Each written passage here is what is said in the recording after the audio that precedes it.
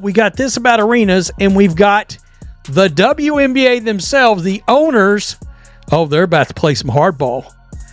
They've said, we're not going to lock out. We're going to go into a status quo. So what are they about to do? They're about to tempt these players with some money. You want to see a fracture in the Players Association? Adam Silver is about to play serious talks, BS walks. And though the league and the players have not come to terms on a new collective bargaining agreement, the league and the owners are giving the general managers a clear message. Send out free agent offers anyway. Maybe if we dangle some dollars in front of these players' faces, they're more likely to say, I can go for a paycheck right now. Oh, I know we're all strong on this front, but I'm kind of hungry for a meal. It says, WNBA is telling teams they can send free agent offers amid CBA uncertainty. Guys, teams are about to start sending out free agent offers to players. No, you're going to have some players that hadn't been making much money all of a sudden look up and they're like, oh, well, wait a minute. What now? Once they start seeing actual... So much to me. WNBA telling teams they can send free agent offers amid CBA uncertainty.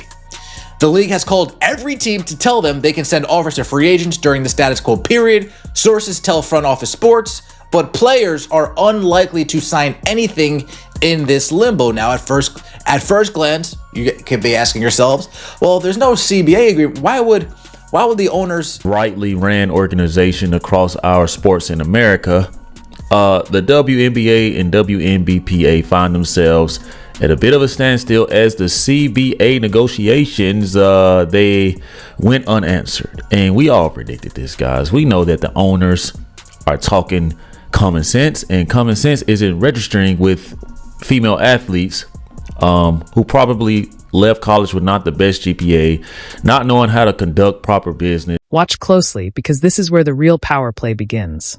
On the surface, everything looks calm, professional, almost courteous. But behind that polite exterior, WNBA owners are making a decisive move. They are preparing to issue free agency qualifying offers. And this is not a routine step. It is a leverage move, one that shifts control at a critical moment. Qualifying offers determine who can move freely and who cannot. They set limits before players ever reach the open market.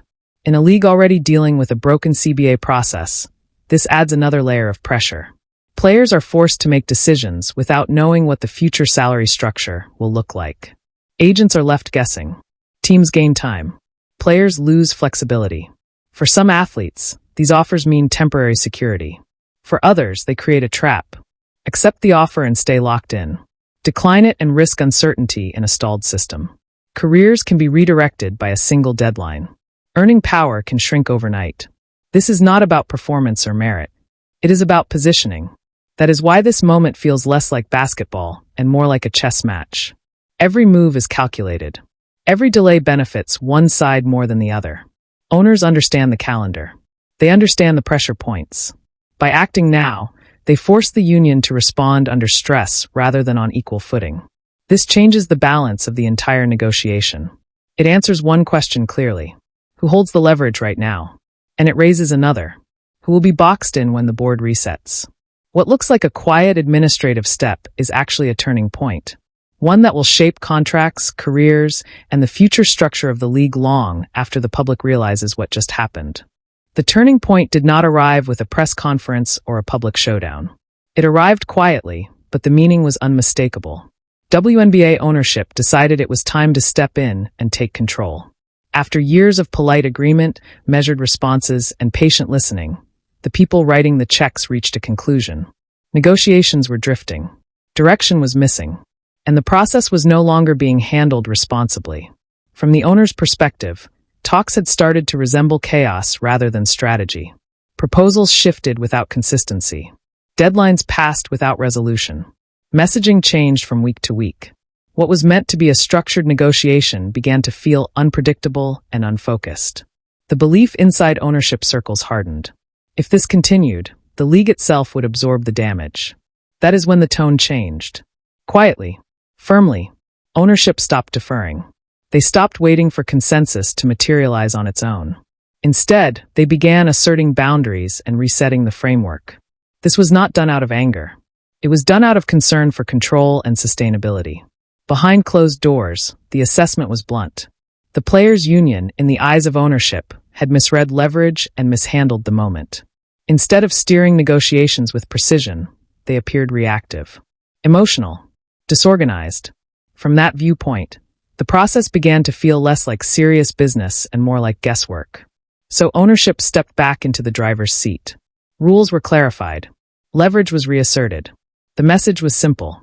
This league cannot be run on impulse. Stability has to come first. The era of passive nodding was over. The adults were back in the room, and the thermostat was no longer up for debate. What comes next will not be chaotic. It will be controlled, and it will be decided by those determined to protect the future of the league, whether everyone likes it or not. One line buried in the announcement changed everything.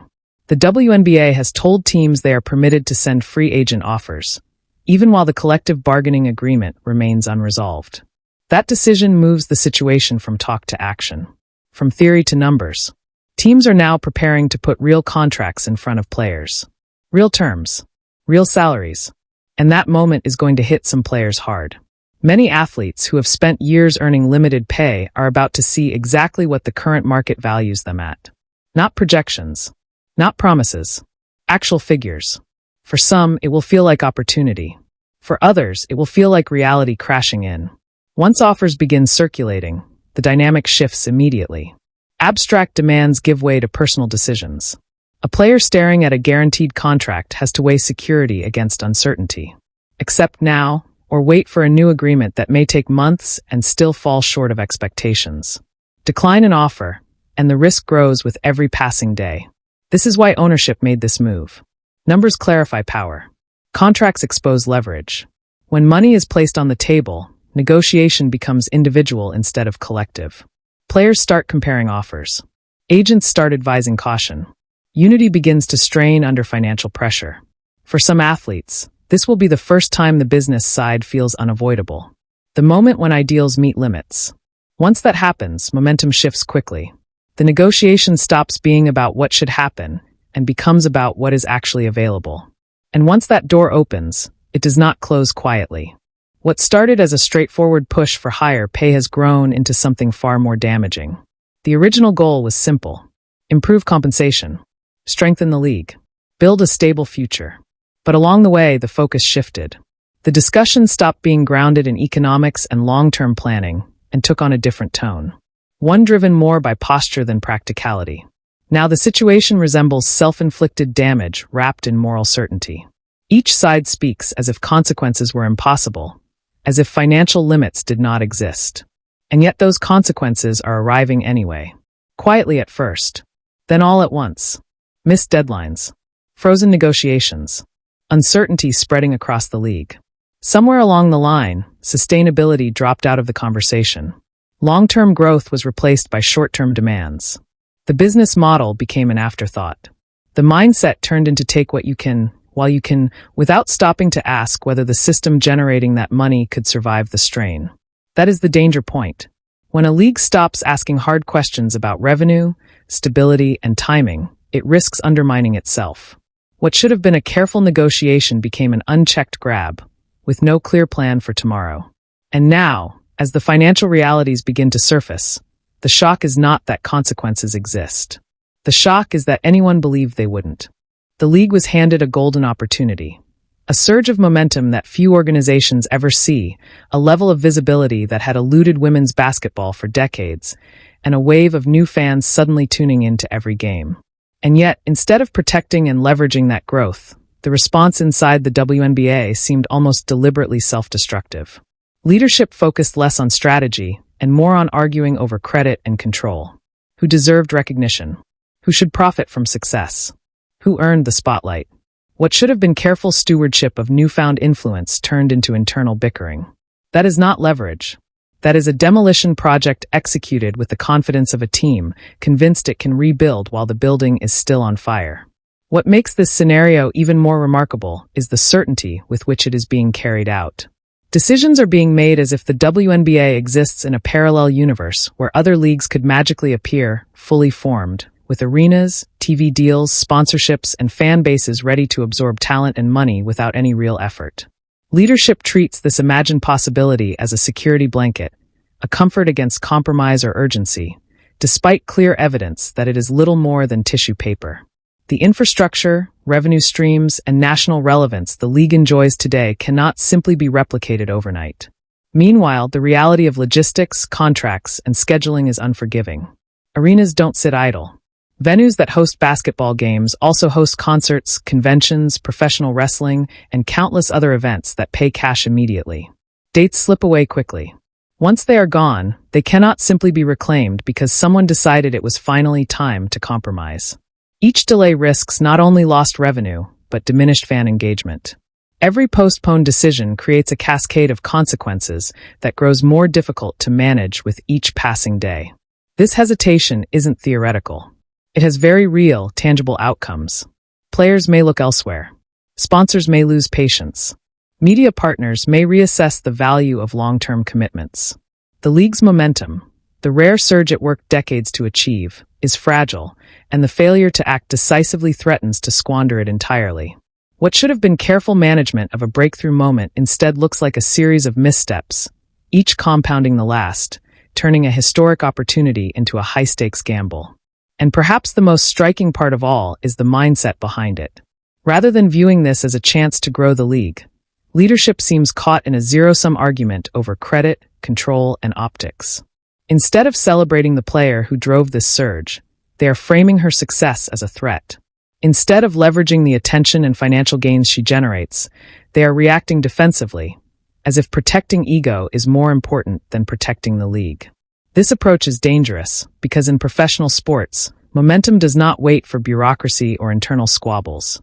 Once opportunity is mishandled, recovery is slow, difficult, and sometimes impossible.